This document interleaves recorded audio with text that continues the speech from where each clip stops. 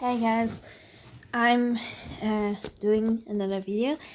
Maybe I'm uploading this on the day I was already uploading a video. I don't know. Yeah, I'm a little bit tired already, but I kind of want to do another video. This time I'm explaining you how to write good characters. So, yeah. A really important thing is the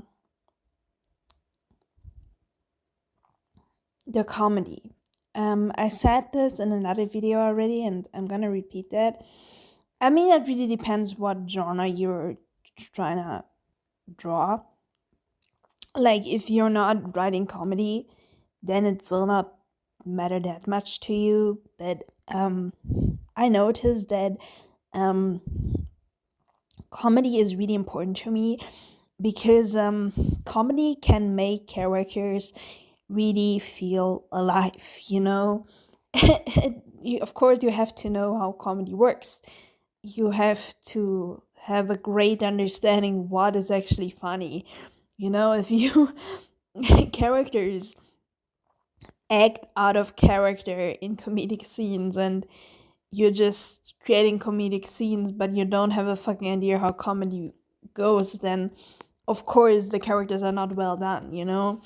But if the character feel more real through the comedy, it's awesome. You know, comedy can be written in a way that characters are really relatable, you know, and you kind of feel for them and you like them.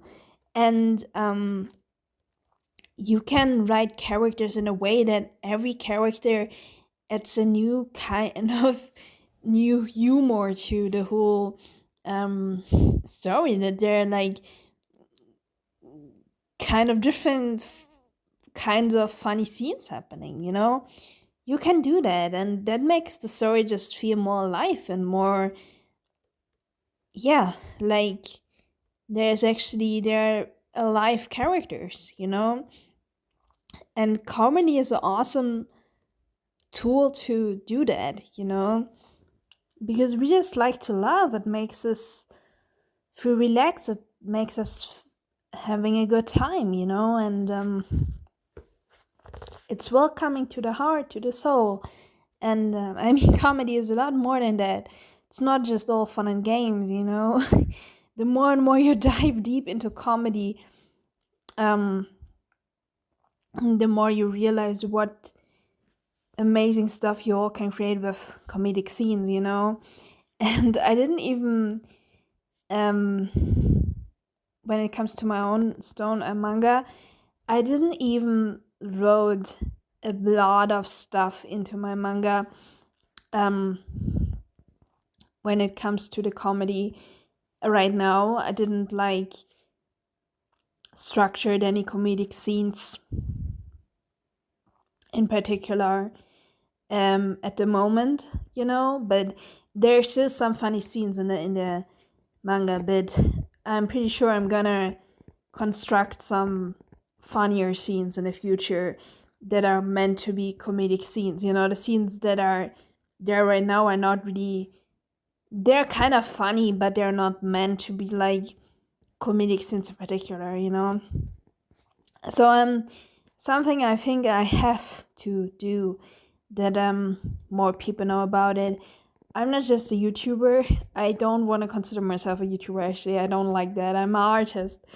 I'm writing a manga. I'm drawing a manga right now. Well, I also write the story for it. And you can read it on Webtoon. It's called Stonebreaker. It's on Webtoon Canvas. You can find the link to it in the video description of my not in the video description, in the description of my YouTube channel. In the description of this YouTube channel, you can find the link to the Webtoon, and I really would appreciate everyone checking it out, because right now I don't have a lot of readers, And it really sucks, because I think the story is really great and I think it deserved much more recognition. So this is part of the reason why I'm doing YouTube videos so much right now, because I want more people to get into my webtoon, and more people to check it out, because uploading on webtoon is not enough for people actually checking your webtoon out. You need to go on other websites and advertise it regularly, you know? Yeah. So I hope you're gonna check it out. Every little support means a difference. If you have an account on Webtoon, I would be really happy if you could give my Webtoon some hearts and a comment. That would make a whole difference for me. I check my Webtoon a lot out regularly, and I will keep talking about my Webtoon on my channel, that people gonna check it out, because this is the only way how I get people into it. I think my Webtoon is really awesome. I don't think this is the issue. I think it's just that most people don't see it, Okay, so back to the topic. The characters have to have good chemistry. It's not just about one character. It's about the whole chemistry characters have with each other. That two characters, for example, when they're super kind of opposite characters, probably will create a really interesting chemistry with each other. And you really have to get all the potential out of the characters, that them reacting to each other feels alive. Be aware of what can be entertaining. Like if two people are really different to each other, there will be a lot of different chemistry happening. One character can be much more invested in the other character than the other person. It's not just about every unique personality. It's about how they all interact with each other. And especially if it's not just two characters, but also like a whole group of characters. It's a difference when there are two characters around than a whole group. Two characters who hang around with each other could probably be totally different together with each other as if they're in a group. This is how it goes with real people as well. We, depending on who we are together with, we are a different kind of people. People are extroverted, people are more introverted. There could be a specific person that really pisses them off, but they also have a lot of strong feelings for them. And also, what is important is that feelings develop. People are not always having the same relationship. Relationships grow. So you want to make sure that the character develops, but also the relationships, not just the characters. That's really important. They shouldn't just say basic stuff to each other like, I like you. There's much more going on. I mean, I like you is not that basic actually, but yeah. And this is where I come to my next point. Well, this is also a general thing, but it's really important. Your story should feel personal. So how do you make it personal? Well, by telling stuff that is about you. Of course, I don't mean self-inserting. No, I don't talk about this, but think what you care about in life. And that makes the most individual, interesting experience for the reader. Because you are an individual and you can just talk about the stuff you can talk about. You shouldn't imitate others. You should give your raw feelings on stuff. And the more you do that, the more you get a deep dive into yourself. And it also can help reading other books, of course, because reading books is not just learning about others, it's also about learning about yourself. Understanding yourself better by reading philosophy, for example. And talk about you. I think there are some authors who don't even have this connection to themselves. They just try so hard to tell an interesting story, an entertaining story, and there's everything in action, entertainment, but you don't care about it because it doesn't feel human. It feels like it's done by a zombie, so you have to tell stories that feel personal. This is why Chainsaw Man is such a popular work, because it feels so personal. We really can feel Fujimoto, the author. There is nothing like Chainsaw Man. Chainsaw Man feels so unique because Fujimoto is putting his soul into it. He has its completely own storytelling, its own style to it, because Fujimoto is just being himself. This is why we all say, like, this is Fujimoto.